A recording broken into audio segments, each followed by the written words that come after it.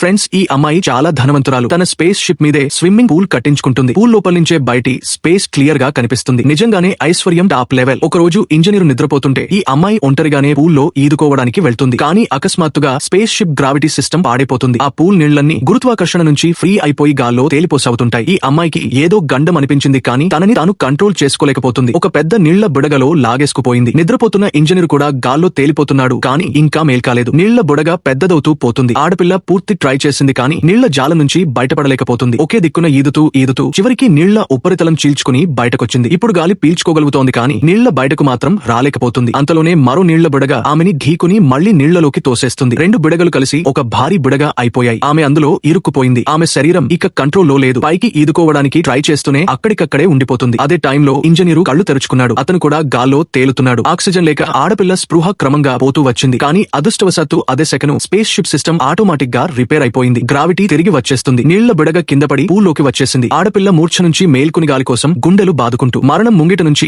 Just escape అవుతుంది. ఇప్పుడు ఆమె గుండెలో ఇంజనీర్ మీద ద్వేషం నిండిపోతుంది. అతను ఆమెని హైబర్నేషన్ పోర్ట్ నుంచి లేపకపోతే ఆమె వందల సంవత్సరాల తర్వాత కొత్త ప్లానెట్ కి చేరుకునేది. ఇప్పుడు ఈ షిప్ మీద చావు కోసం వెయిట్ చేయడం కంటే ఇంజనీరుని చంపేయాలనిపించింది. కానీ అతను మరణాన్ని కూడా శాంతంగా ఫేస్ చేస్తున్నట్టు చూసి ఆమె అతన్ని చంపలేకపోతుంది.